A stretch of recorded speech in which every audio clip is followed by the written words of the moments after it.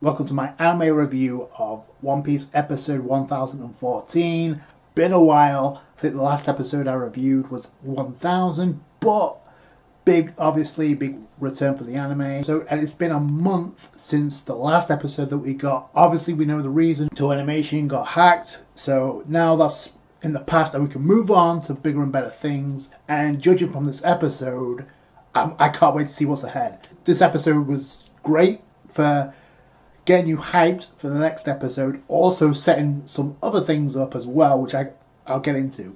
It's just cool to talk about the One Piece anime again, just in general. So let's start off with the beginning, obviously, with the father under Kaido being conflicted with actually being ordered to attack Marco because he's obviously a threat to Queen.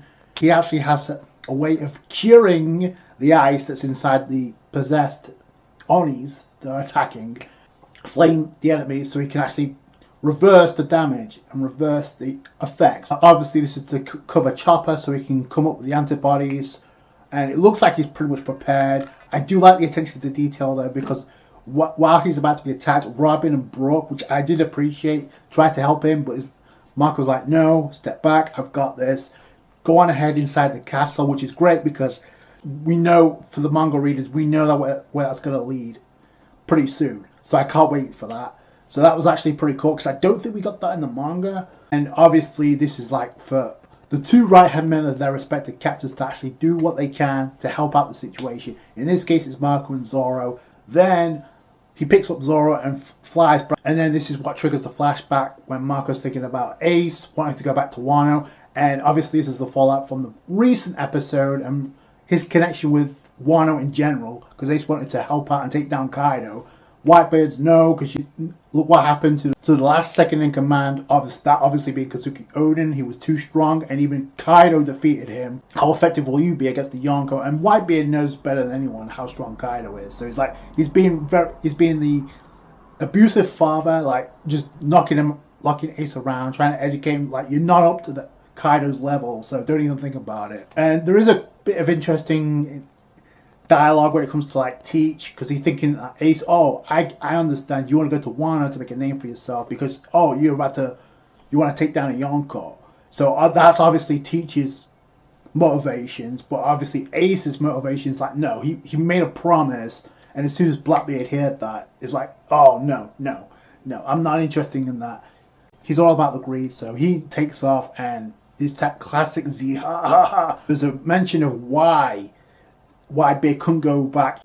First off, they didn't get the news until after the Odin had already been executed, so they had no idea of knowing, because obviously Wano is closed off from the rest of the world, so yeah, that's a problem. The second thing is, if they had gone, it would have created a war, and it would have included a lot of innocent people, that's the reason why Whitebeard couldn't go back to Wano and help out the situation. So that was cool. I got cool. We have to take this massive plot device away in the form of Whitebeard from helping out Odin, because that would have been the end of Kaido. Whitebeard, and keep in mind, we know Whitebeard was in the same crew as Big Mom and Kaido under the Rocks Pipes, which we get a lot more info by the end of this episode. So that's going to be a shocker to a lot of anime only. Obviously Marco tearing up because he's thinking about Ace. Obviously now he has to do what he can to help out situation. In this case, it's like getting Zoro to the battlefield. It's like kind of a cool like exchange of dialogue between the two. It's like you're kind of like calm and level-headed, even though you're going up against the Yonko. And Zoro's like, no, it doesn't matter. It's an order from my captain. I got to see this through. We go over to where Atama, Nami, and Usopp are at, and Nami finally points out to Tama that Luffy and Ace were brothers, and now we get kind of like a montage of what happened when that Ace has already died. He's not coming back, and there's a kind of cool callback here when Usopp is talking about Luffy, how he was talking to Vivi back in Alabasta, like, people die. That's just how it is, and it's so nonchalant. But there's just so many layers to Luffy's character, because like he can be super quirky and super funny, but he can be super serious and straightforward at the same time. So it's great. So then Nami snaps Tama out of it by saying, it doesn't matter, because if it would have bothered Luffy, he would have snapped at you, which obviously he didn't. So that just shows more to Luffy's maturity than anything else. But Nami's like, we need to focus on your plan. And I'm guessing it's going to have something to do with the Kibidango. It was still kind of a wholesome moment, especially with Nami acting like an older sister or a mother to Tama. Like, don't worry, it'll be fine. We'll help you. We'll protect you, so don't worry about it. So, which is good. Again, the setup in this episode was great considering what we got going forward. Transition over to Yamato, Shinobu, and Momonosuke, and he finds out that Ace, who Yamato met, is obviously the brother of Luffy. So he's very shocked by this. But the most important detail, if you obviously have to have noticed, is that Yamato has the logbook, he has the journal that Oden wrote. So that's going to be presented to Momonosuke pretty soon. And obviously she mentions how Luffy's name has a D, as the same way that Ace did, so it's the will of D. It's not a coincidence that Luffy's here. Then we go to the top of the Skull Dome, and this is where the hype for episode 115 kicks in, because you see, this is the thing I said about Wano ever since the beginning. The thing I appreciate the most, obviously, the art style animation has been on point, but the thing about the attention to detail. Obviously, we see Big Mom, or Prometheus and Zeus are charging up, see them getting bulked up, ready for what's to come, and but yeah, that was a great touch, like showcasing Big Mom, and then having Big Mom make her way to Kaido. Considering what we got next week, yeah. And then we go back to Marco and Zoro, and this is kind of cool. We get King and Queen in the zone forms confront Marco, and Marco's still able to grab a hold of them. And as he's doing this, he just tosses Zoro up on top of the roof. So Zoro's on the roof now. That fight's set now with King and Queen against Marco. Obviously, two calamities against Marco. That's going to be epic. Oda has the advantage. He can give the go ahead of what to include in these episodes, and Oda can take this opportunity that he couldn't get in the manga because obviously for time constraints, and obviously the schedule that he has. And I have to say, like the previous episode, like the whole dynamic between Yamato and Ace, to me it doesn't matter whether you think there's romantic feelings between the two. What matters is like we get more depth into Yamato's character and why she's going down this path. And they have added certain things when it comes to like Luffy and Yamato's dynamic, which I think is going to be very prevalent going forward. There is something about Yamato in the anime. It could be just the voice actor, Sayori Hayami, who's done a great job of voicing Yamato. I said this before, back in episode 1000. The way the anime has handled Yamato has been on point. And they've shown they can execute important plot points, and we know, I only watch One Piece, I like singing the praises of Yamato right now, but let me tell you something right now. Once we get into the actual content that we have in the manga in animated form, I guarantee you, the One Piece character popularity poll, Yamato's going to be not just in the top 10, I think she's going to be in the top 8 by far. There's already people that want her to become a Nakama, to join the Straw Hats. The stars do align, especially with Yamato having the connection with Ace, and obviously now meeting Luffy, re-established, like, yeah, I have really appreciated what they've done with Yamato's character, and so far in the anime. So that after Zoro gets tossed on the roof, we see Big Mom and Kaido, and then we get some interesting dialogue when it comes to, like, what's Kaido going to do with Onigashima now Kaido's literally making Onigashima move, and he said he's going to drop it on the castle, the Flower Capital, which will kill a lot of people, to usher in the new Onigashima, taking over Wano. So yeah, now's a problem. This is where we go back down. The hype continues. It builds up and it builds up, and because we see the minks who are trying to guard the stairway, so Luffy can use that to get up to the top of the roof. That's what they're there for. You know what was coming. In comes Luffy like a stampede, just takes care of the father, and he's giving a shout out to the minks, obviously for Sicilian, because obviously for what happened with Riser back at Zoe, so that was actually pretty cool. And then we go back to obviously the most informative part of the episode, which is Kaido talking with Big Mom,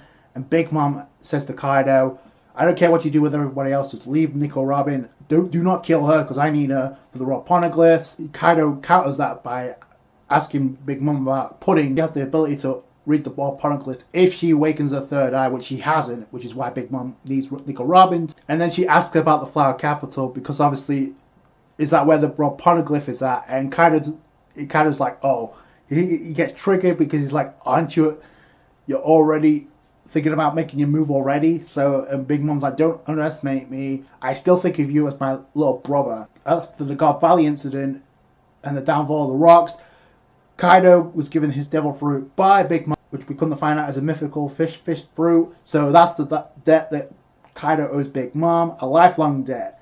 And Kaido's like, okay, So now we know the anime is back. Apparently episode 1015 is going to be directed by Megami Ishitani. Directed 2 episodes of One Piece already.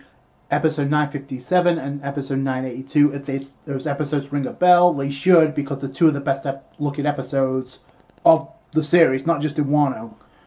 Episode 957 was the episode where we got the blockbuster news that the Shishibukai system got abolished, and we saw how epic the art style and the animation was. That episode was amazing. Also, episode 982, which you could argue is probably one of the best episodes post time skip, but in One Piece in general. That was the episode where Jinbei came back and got inducted to the... Not yet, because obviously they've got to throw the banquet, but obviously that's where Luffy puts a hold to the banquet to include Jinbei into the Straw Hats, and also where the Toby Robo got introduced. So 2 very top tier episodes that was directed by Megami Ishitani. So I can't wait to see what happens with this episode 1015. So now we've pretty much covered the episode. I want to dive into Film Red. So we got the trailer dropped this week, and like I thought after the recent chapter dropped, I said I've pretty much bet that the colour schemes for each of the Straw Hats would be revealed, and sure enough, we got all 10 Straw Hats included. So we now know the colour schemes for each of them. Jinbei was the last, obviously, it made sense. Robin's my personal favourite, but I do like Luffy's. I also like Usopp's design as well, so I can't wait to see what it looks like in the movie. Speaking of which, we get the trailer, and there's not really much to break down. That's why I wanted to include this into this review, because obviously it was only a minute plus trailer. But there are some interesting scenes and some interesting dialogue for sure. We now know the girl Uta and what her role's going to be in the movie, and we also know the connection. So that's crazy. I don't know if she's actually going to be like the final villain of the movie. Judging from how much they're showing already, I don't think so. I think she's going to be kind of like the second in command, kind of like Baccarat was back in One Piece film Gold. But I think Uta could be a much better, fully fledged character. There's literally potential there. And so obviously the biggest bombshell to come out of this trailer, there's obviously the dialogue of where Uta is apparently the daughter of Shanks. That's a bombshell. There are some things I want to cover over that, because obviously the most important part is like, oh wow, Shanks had a daughter. You had no idea. It's not just Shanks that says this. Luffy says this as well. It's like Shanks knew what his daughter was up to. He wouldn't stay quiet. That bombshell's led to a lot of speculation. Now the question I have is this movie canon to the main story? We now know what kind of role Shanks has in the movie. I kind of figured it wasn't going to be present, because obviously Oda's saving that for the manga. We're going to get some flashback and some much insight into the mystery of Shanks, because there's still a lot we don't know about when it comes to Shanks. And obviously a daughter is a major one. This could be one of 2 things. Either one that is literally Shanks' daughter, this is my gut instinct, or this could be a case of what we have with Sabo, Luffy, and Ace. Like, they're not blood relative brothers, but they became brothers over the bond and the exchange of the cup of sake. It could be that. I don't know. There's not enough information for us to like completely confirm. Okay, this is it. This is Shanks' daughter. No, it could just be like, oh, Shanks could be a father figure to Uta, because, again, like I said, if that's the case, then how canon is this story to the actual series? Be a huge revelation when it comes to like Shanks going forward. Oh, is Shanks going to drop a hint about his daughter that one time in the past that Luffy ended up meeting in the movie? Like, no, I don't think that's going to happen. So there has to be a way for them to like kind of explain this, and I think that's probably the way they're going to go. I could be wrong, but let me know what you guys think. But the most intriguing thing I'm looking forward to is like the exchange, the dialogue between the two. It looks like Trafalgar Law and Bartolomeo are going to be in the movie as of right now. Also Akainu. And if you read like where we got each of the visuals for the characters, obviously we got the Straws. We also got one of Uta. If you look at the English translation, it clearly says Uta quit being a pirate. So that's interesting too. So Shanks having a daughter, it's not the only time we've seen this like come out of nowhere. Obviously it's a big thing, because obviously we don't know anything about Shanks, but we didn't know anything about Kaido either, and we literally got introduced to Yamato. We had no idea that was a child of Kaido, though they had a child. So that was out of left field. And just like Yamato, Uta has the potential, I think, to be one of the best non-Straw Hat movie characters. Remember, just with Mark of the Phoenix, the One Piece anime rises again. Finally, that's going to do it for today, guys. Thank you so much for watching. Like the review if you did it, thumbs up. I appreciate that. Subscribe to the channel for more One Piece. Catch you guys later. Thanks, guys.